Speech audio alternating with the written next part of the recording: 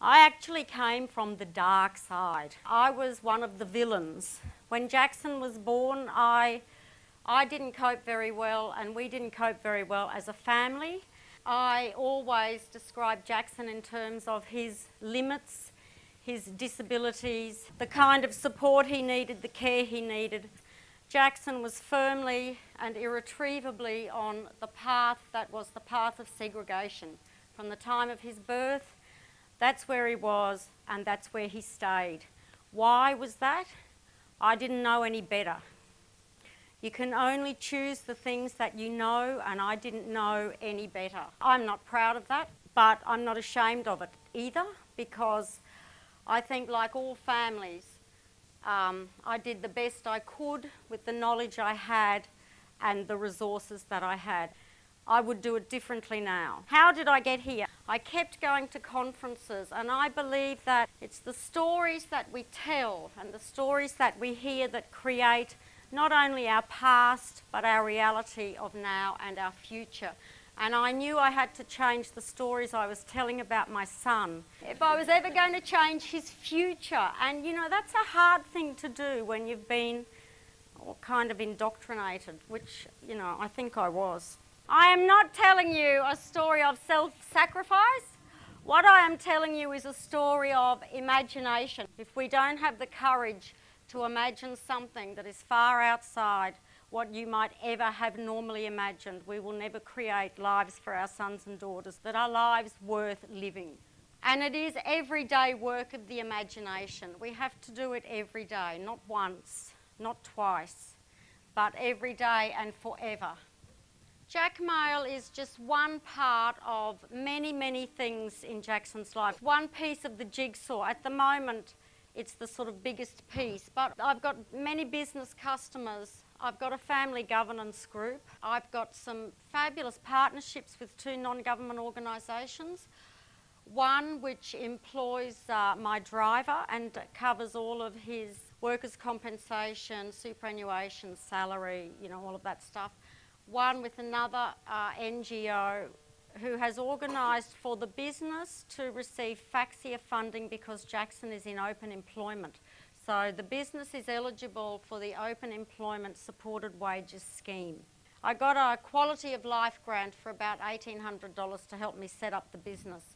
And the business cost $20,000 to set up. Now this is Jackson's website. I now promote and advertise the business through the website. I've never been a crafty person, but when it came to Jackson and his life, I knew that if I didn't apply myself, then I wouldn't get anywhere. And I could craft a role for Jackson. I could never understand how people had jobs and lives and friends. I thought, but what about their disability? His label is profound intellectual disability with autism.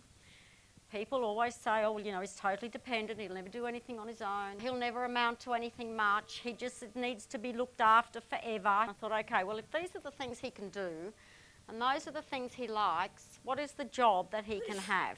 One possible job for him would be as a courier. So I planned the business around his abilities, his likes, and his needs.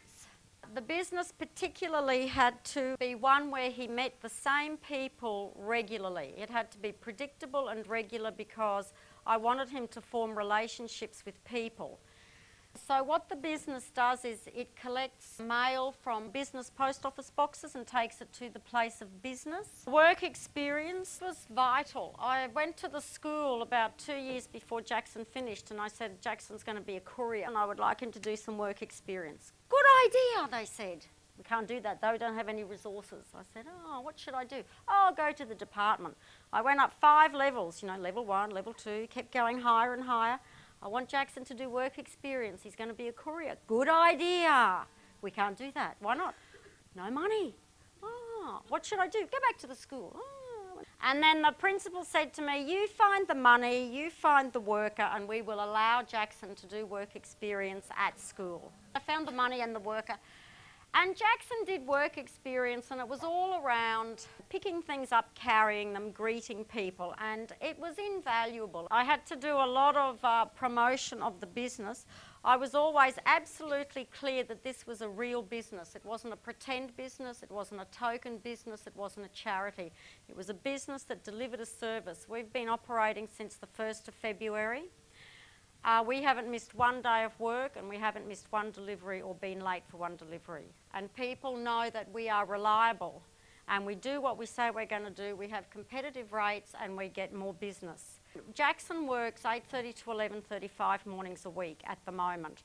His driver and support worker Jamie thinks that he could probably work much longer than that. So he's got a really smart uniform. He has got a fantastic van, and people know Jackson. So many people know him now. They greet him in the street. He goes into the offices. He sits at the desk. For 10 weeks, I supported Jackson myself because I didn't know if this was going to be an absolute disaster. Once I employed Jamie as the driver support worker, my job now is to support Jamie to support Jackson. Okay, so what has Jackmail achieved so far? We've got 19 businesses that use Jackmail, either once, twice, 3, 4 or 5 times a week, same businesses every day, and a few that are irregular.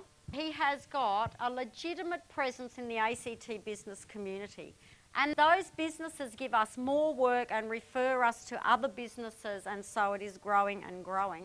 People who make the assumption that somebody like Jackson will stop learning one day, they are wrong. He will continue to learn. Talk about the gifts that kids like Jackson bring you. He has, in so many ways, brought gifts to me and now to lots of other people.